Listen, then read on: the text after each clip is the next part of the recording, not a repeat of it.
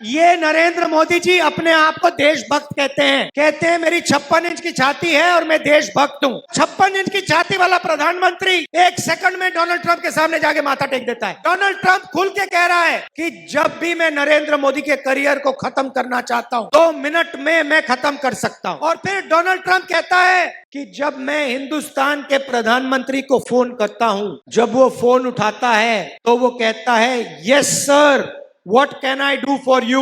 शर्म की बात है, हिंदुस्तान का प्रधानमंत्री अमेरिका के राष्ट्रपति को सर बोलता है। डोनाल्ड ट्रंप ने कहा कि जाओ इजराइल जाओ, एकदम फ्लाइट पे चढ़ के इजराइल चला गया। अगर डोनाल्ड ट्रंप ने नरेंद्र मोदी से कहा कि भैया जंप लगा, नरेंद्र मोदी जंप लगाएगा। ऐसे हिंदुस्तान का पूरा डेटा सारा का सारा इसने अमेरिका को पकड़ा दिया। आज अमेरिका जहां भी हिंदुस्तान का डेटा रखना चाहता है रख सकता है, और नरेंद्र मोदी चू नहीं कर सकता। बिना अमेरिका के परमिशन लिए, बिना अमेरिका के सामने हाथ जोड़े किसी भी देश से तेल नहीं खरीद सकता है। जब मैंने एप्स्टीन की बात उठाई, अदानी की बात उठाई, तो ये पार्लियामेंट लोकसभा से भाग के क्यों निकल गए? इनका स्पेशलाइजेशन वोट चोरी है। इनका पहला काम लोकतंत्र को खत्म करना और वोट चोरी का है। विचारधारा की लड़ाई हो रही है। एक तरफ कांग्रेस पार्टी देश को जोड़ने का काम करती है, संविधान की रक्षा करती है, सर्व धर्मों को एक साथ लेकर चलती है, और दूसरी तरफ आरएसएस, बीजेपी, नरेंद्र मोदी नफरत फैलाते हैं, एक धर्म को दूसरे धर्म से लड़ाते हैं, प्रदेशों को जलाते हैं, जैसे मणिपुर में किया, एक जात को दूसरी जात से, एक भाषा को दूसरी भाषा से लड़ाते हैं। यह लड़ाई चल रही है। अब मैं आपसे सवाल पूछना चाहता हूं। मेरे ऊपर 36 केस हैं। क्यों? क्योंकि मैं नरेंद्र मोदी से, आरएसएस से 24 घंटे लड़ता रहता हूं। आज मैं यहां आया हूं, मैं बेल पर हूं, मैं बेल में हूं और मैं आया हूं। नरेंद्र मोदी ने मेरा सरकारी घर ले लिया, मेरी लोकसभा की मेंबरशिप रद्द कर दी थी, और ईडी ने 55 घंटे मेरा इंटेरोगेशन किया। मैं आपसे पूछना चाहता हूं, ममता जी का ईडी ने कितना इंटेरोगेशन किया है?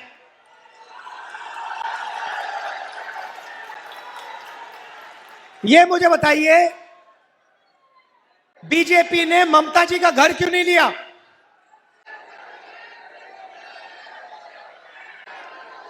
उन पर 36, 38, 40 केस क्यों नहीं है? पूरा बंगाल जानता है कि तृणमूल के लोगों ने भ्रष्टाचार किया। शारदा चिट फंड तृणमूल के लोगों ने किया। 17 लाख इन्वेस्टर्स को बर्बाद किया। 1900 करोड़ अनपेड ड्यूज हैं। रोज वैली चिट फंड स्कैम किया।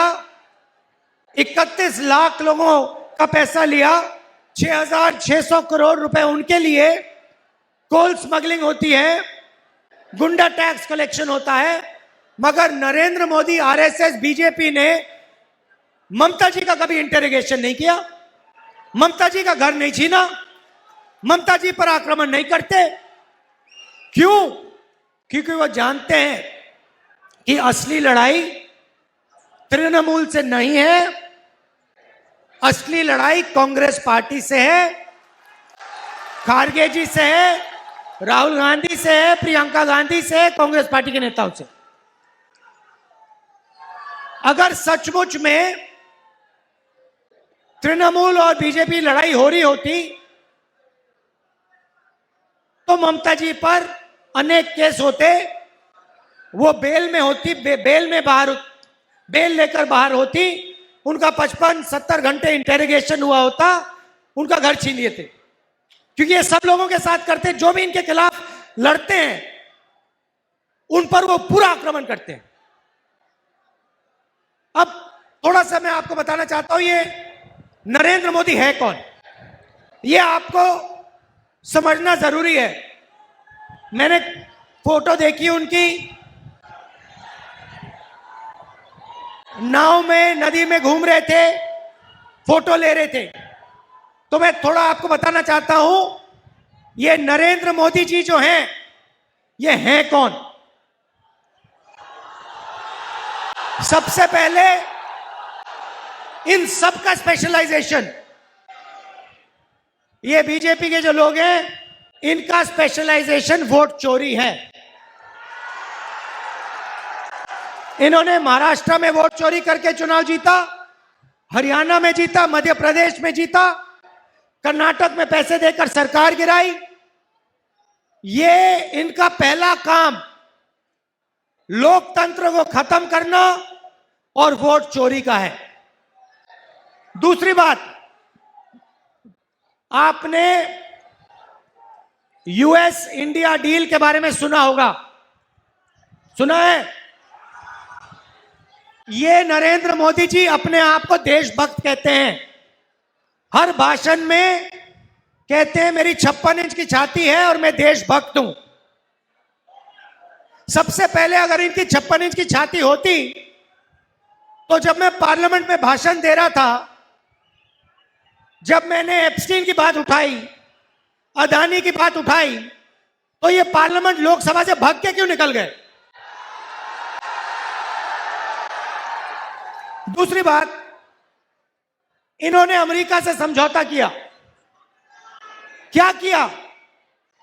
हिंदुस्तान का एग्रीकल्चर सिस्टम जो है, हमारे जो किसान हैं, उनको धोखा दिया और अमेरिकन किसानों को अपना माल हिंदुस्तान में बेचने की परमिशन दी। यह काम किसी भी प्रधानमंत्री ने नहीं किया, आज तक किसी प्रधानमंत्री ने नहीं किया। अमेरिका के जो खेत हैं, हजारों एकड़ के खेत हैं, हमारे छोटे खेत होते हैं। हमारे यहां मैकेनाइजेशन नहीं होता, अमेरिका में फुल मैकेनाइजेशन है, कंबाइन हार्वेस्टर, मशीनरी, टेक्नोलॉजी सब चलती है वहां।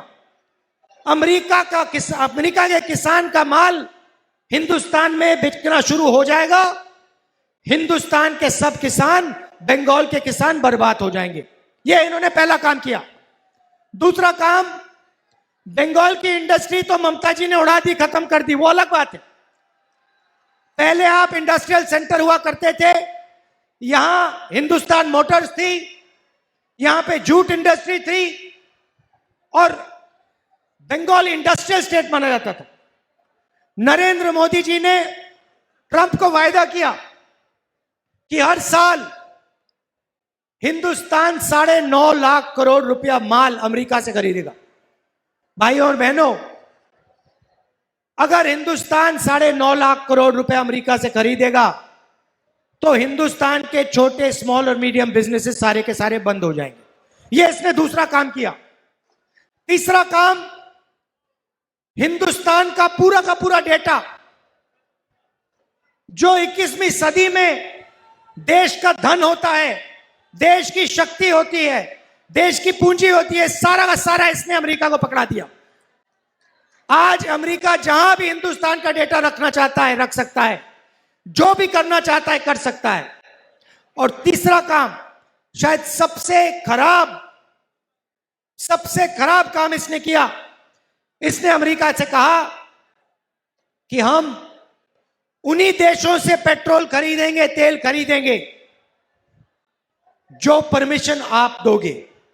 तो आज हिंदुस्तान बिना अमेरिका के परमिशन लिए, बिना अमेरिका के सामने हाथ जोड़े किसी भी देश से तेल नहीं खरीद सकता है। ये व्यक्ति जो अपने आप को देशभक्त कह रहा है, इसने ये चारों काम किए हैं।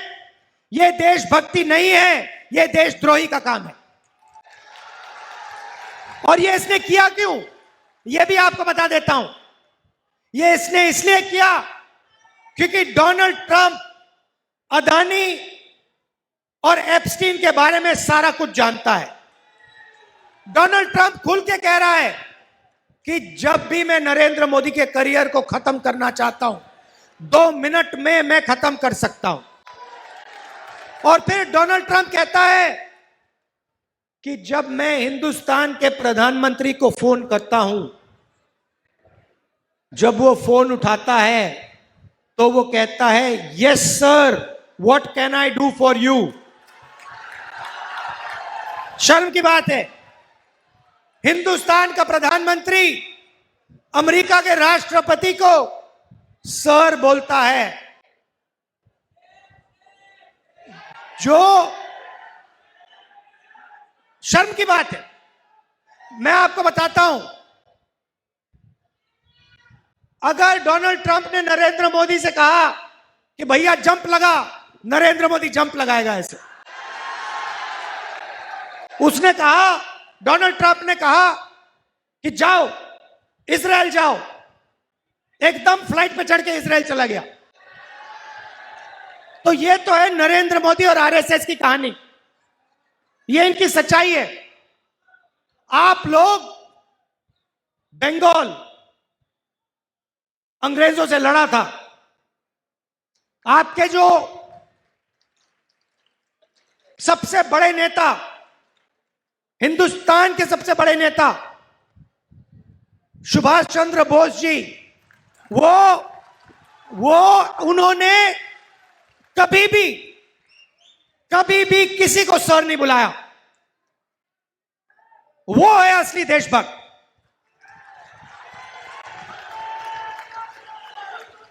महात्मा गांधी, जवाहरलाल नेहरू, सुभाष चंद्र बोस, सरदार पटेल, इन्होंने जिंदगी भर में किसी को सर नहीं बुलाया। शहीद हो गए, सालों जेल में काटे, मगर झुके नहीं। और 56 इंच की छाती वाला प्रधानमंत्री एक सेकंड में डोनाल्ड ट्रंप के सामने जाके माथा टेक देता है।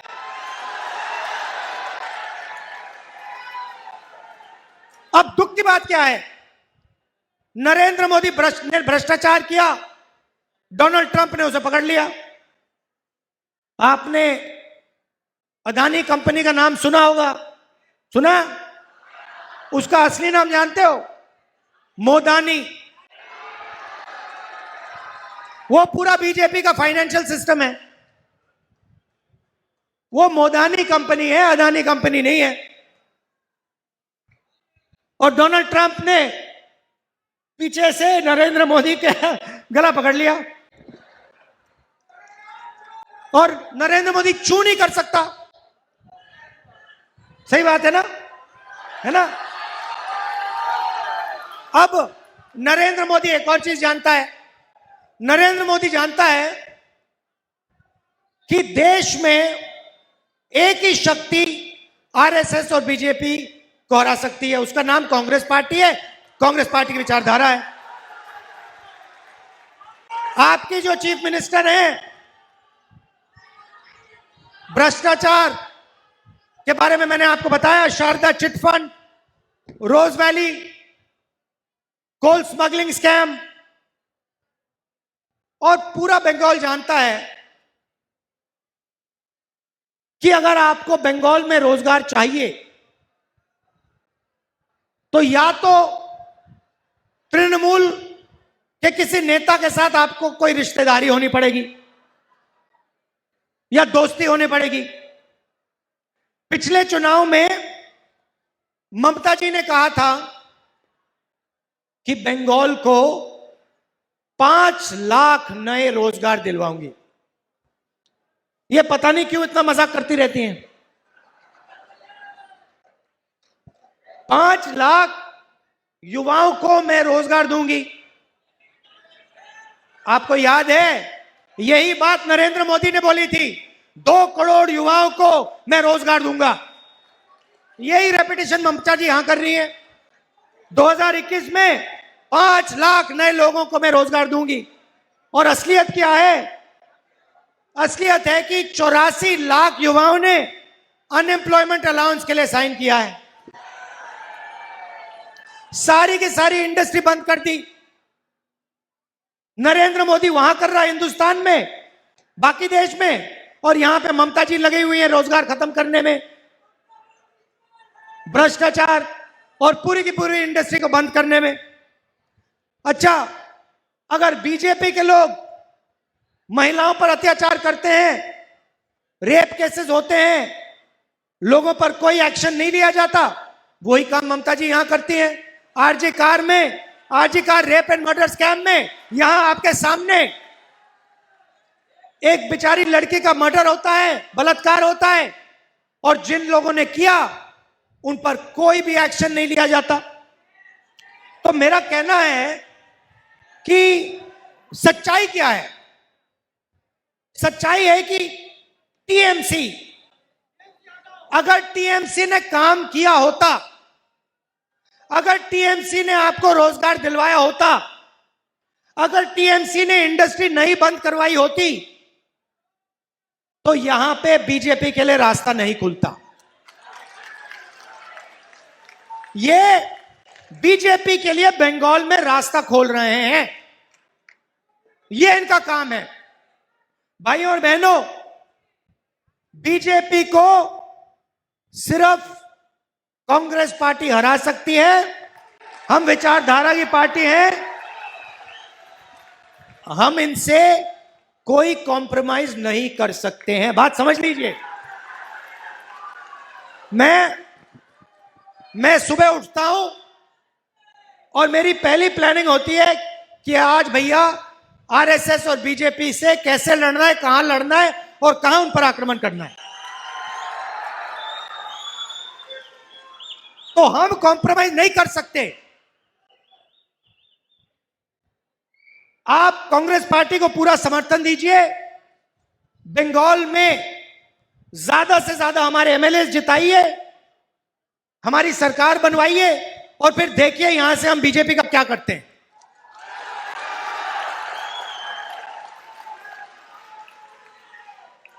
तो मैंने और कांग्रेस पार्टी ने कन्याकुमारी से कश्मीर तक यात्रा की। उसमें हमने क्या बोला? यात्रा का लक्ष्य क्या था? भारत जोड़ो यात्रा। नरेंद्र मोदी जी ने यात्रा की, उसका नाम नहीं है, नाम नहीं दिया, मगर उसका नाम भारत तोड़ो यात्रा। वो 24 घंटा करते रहते हैं। तो हमने भारत जोड़ो यात्रा की, 4000 किलोमीटर चले कश्मीर से कन्याकुमारी।